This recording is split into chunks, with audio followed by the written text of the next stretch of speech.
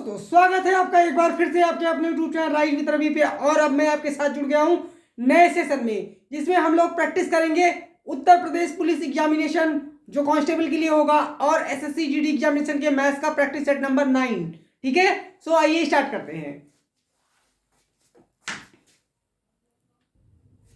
सो पहला क्वेश्चन देखते हैं। देखिए क्या दिया हुआ है।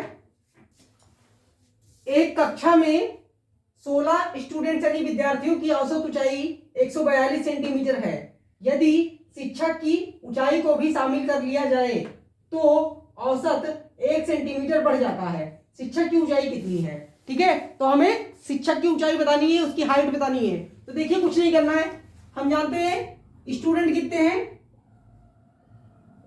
16 हैं। ठीक है, और इनका औसत ऊंचाई कितना है? 142। अब मान लीजिए टीचर कोई आता है, तो अगर टीचर 142 ही लेकर आता तो औसत में कोई फर्क पड़ता नहीं पड़ता।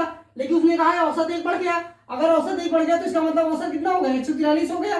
हो गया कि नहीं? तो आप देखिए अगर 142 लेकर आता तो कोई फर्क नहीं पड़ता। इसका मतलब 16 तो यहां बढ़ गया, 16 बढ़ेगा स्टूडेंट में। ठीक है, और एक टीचर भी तो आ गया, तो टोटल इंक्रीमेंट कितना होगा? 17 का इंक्रीमेंट होगा। ठीक है, और 142 सेंटीमीटर तो पहले ही टीचर होगा, तो इसमें 17 ऐड कर दीजिए, बस आंसर 7 2 9 4 1 5 159। यानी टीचर की ऊंचाई कितनी हो गई? 159 सेंटीमीटर।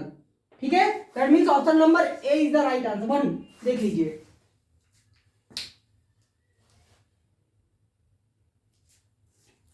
ठीक है, सो पहला क्वेश्चन बहुत ही इजी था। अब देखेंगे अगला क्वेश्चन। अगला क्वेश्चन देखिए क्या दिया है। एक दुकानदार ने 200 रुपए अंकित मूल्य वाले मेज को 10% तथा 15% की छूट पर खरीदा और 7 रुपए ट्रांसपोर्ट पर खर्च किए तथा 208 रुपए में बेच दिया। उसका लाभ प्रतिशत बताओ। ठीक है, सो हमें दुकानदार का प्रॉफिट परसेंट यानी कि लाभ प्रतिशत बताना है। देखिए सबसे पहले उसने 200 रुपए का खरीदा। 200 रुपए इसका क्या था? मार्क प्राइस था यानी अंकित मूल्य था। फिर इस पे उसको 10% का डिस्काउंट मिला, तो इसका 10% क्या होगा? 20 होगा। तो 20 यहां से घट जाएगा तो कितना आ जाएगा? 180। ठीक है, फिर इस पे 15% का डिस्काउंट मिलेगा, उसको 2 बार डिस्काउंट मिला है ना, तो 15% इसका कितना हो जाएगा? 27। ठीक है, 27 यहां से घटा दीजिए तो कितना बचेगा? 153। ठीक, उसके बाद 7 रुपए उसने ट्रांसपोर्ट पे खर्च किया, मतलब लाने या ले जाने में, तो ये कितना हो गया? 160। और कितने में बेच दिया? 208 का बेच दिया। तो आप देख लीजिए ये क्या है? एसपी है, और ये क्या है? उसका फाइनल सीपी है। ठीक है, तो दोनों में देखिए कितने का चेंज आया? 48 का। और कितने पर आया? 160 पर। तो प्रॉफिट हम जानते हैं प्रॉफिट क्या होता है? प्रॉफिट परसेंट यानी लाभ प्रतिशत बटे क्रय मूल्य इंटू 100 यही होता है। तो बस कैंसिल कर दीजिए। देखिए 1 0 0 यहाँ कट जाएगा, और 16 से हम जानते हैं कटेगा 3 बार में। 16 कम 16, 16 इंटू 3 48, और 3 इंटू 10 मल्टीप्लाई होगी 30% आ जाएगा आंसर। ठीक है, तो ऑप्शन नंबर 3 देख लीजिए।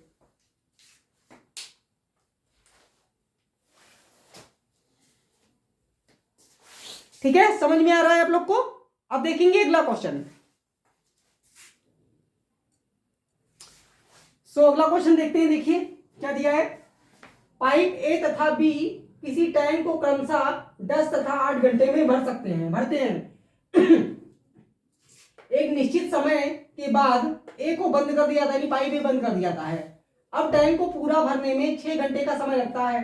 पाइप ए ने कितने समय तक कार्य किया है? ठीक है, तो यूजुअली पूछता है कि पाइप ए को कितने देर बाद बंद कर दिया गया था, लेकिन इसमें पूछा है कि पाइप ए ने कितने समय कार्य किया है। तो देखिए हम जानते हैं 2 पाइप काम कर रहे हैं, पाइप ए और पाइप बी। ए और बी 2 पाइप काम कर रहे हैं। ए किसी पाइप को 10 घंटे में भरता है और ए बी जो है 8 घंटे में। तो इनका एलसीएम लीजिए। एलसीएम लेंगे तो क्या आएगा? 40, जो कि हमारा टोटल वर्क हो जाएगा। तो अब 40 अगर 10 दिन में अगर 40 काम करता है तो एक दिन में कितना करेगा? 4। और बी कितना एक दिन में करेगा? 5 काम। ठीक है, ये इनकी क्षमता आ गई, काम करने की क्षमता। ठीक, अब क्या हुआ? काम स्टार्ट करेंगे दोनों लोग, तो दोनों लोग किस यूनिट से काम स्टार्ट करेंगे? दोनों 9 की यूनिट से। ठीक है, तो मान लेते हैं इन्होंने x घंटे काम किया, उसके बाद बंद कर दिया गया जो है ए को जब बंद कर दिया जाएगा तो बी अकेला बचेगा, बी ने पूरा काम किया होगा। अब बाद में कह रहा है कि बंद करने के बाद अब टैंक को पूरा भरने में, यानी कि ए को बंद करने के बाद में कह रहा है, ठीक है। इसका मतलब ये नहीं है कि पूरा टैंक भरने में 6 घंटा लगा है, इसका मतलब ये है कि जब ए को बंद कर दिया गया उसके बाद 6 घंटा लगा है, तो अब टैंक को पूरा भरने में 6 घंटे का समय लगता है। तो कौन काम कर रहा है? बी काम कर रहा है। बी 5 यूनिट से काम करेगा और 6 घंटे लेगा रिमेनिंग पार्ट को भरने के लिए जो बच गया है, और ये पूरा काम हो जाएगा, ठीक है। तो यहां देखिए 9x और ये 5 इंटू 6 30 होता है, उधर जाके माइनस हो जाएगा, तो क्या आएगा 40 माइनस 30, तो 9x बराबर 10, तो x बराबर क्या आ जाएगा 10/9, यानी कि 1/9 आर घंटे। तो हमसे क्या पूछा था? हमसे पूछा था ए ने कितने समय कार्य किया, तो ये x कौन सा टाइम था? x वो टाइम था इसमें ए भी दोनों साथ काम कर रहे थे, तो यानी कि ए ने कितना काम किया होगा? 1/9 आर, ठीक है। तो ऑप्शन नंबर चौथा जो है करेक्ट है, देख लीजिए।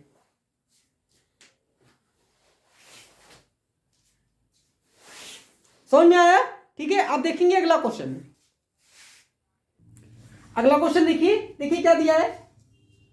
यदि आयत की लंबाई में 55.55% की वृद्धि कर दी जाए और चौड़ाई में 12.5% की कमी कर दी जाए, तो आयत के क्षेत्रफल में प्रतिशत परिवर्तन बताइए, ठीक है।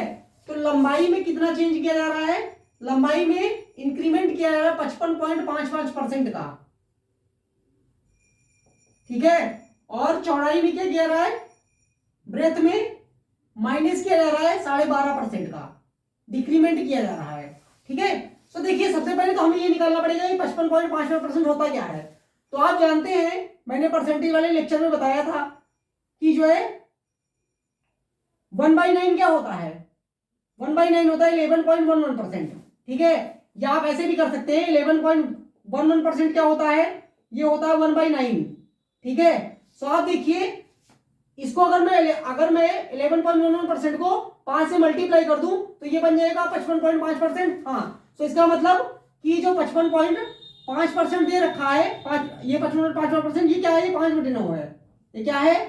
5/9 है, ठीक है। और ये क्या होता है? 12.8, ये क्या होता है? ये होता है 1/8, ये क्या होता है?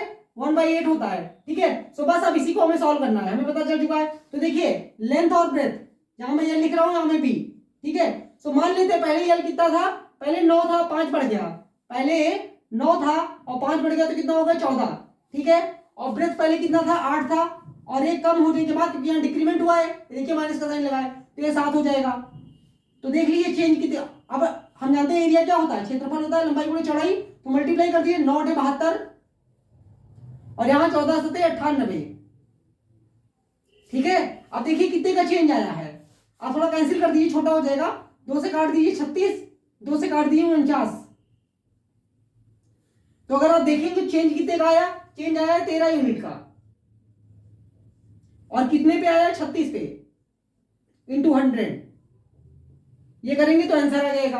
अब देखिए इसको काटते हैं, कैसे काटेंगे? 4 से काट दीजिए इसको 9 बार में, 4 से यहां काट दीजिए 25 बार में, ठीक है। अब मल्टीप्लाई कर दीजिए, तो 13 × 5 62 होता है, 6 कैरी, 13 × 9 26 और 6 32 हो जाएगा। तो ये बेसिकली 325/9, 9 से काटेंगे इसको तो कितना आएगा? 9 × 9, 9 × 3 = 27 और 5 बचेगा 55 हो जाएगा, 9 × 6 = 54, एक बचेगा यानी 36 होल 1/9, यानी हम कह सकते हैं 36 सही या 36.11%, यानी 11% आ जाएगा, क्योंकि 1/9 हम जानते हैं क्या होता है? 11.11% होता है। सो ऑप्शन नंबर इंक्रीमेंट हुआ है, देखिए बढ़ गया है, तो ऑप्शन नंबर कौन सा हुआ? ऑप्शन नंबर सेकंड है राइट आंसर, देख लीजिए।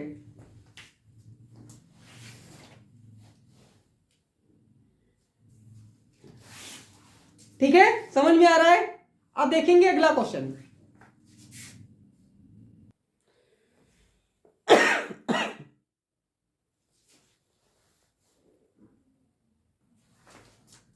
सो ऑप्शन में तो मैच नहीं कर रहा है, तो नॉन ऑफ दीज होगा इसका राइट आंसर।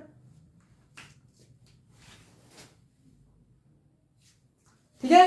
सो कैसा लगा सेशन? अगर अच्छा लगा तो कमेंट करके आप लोग बता सकते हैं और वीडियो को शेयर कर सकते हैं। वीडियो को शेयर कीजिए अच्छा लगे तो, और लाइक कीजिए। अब मिलेंगे अगले सेशन में, तब तक के लिए थैंक यू सो मच।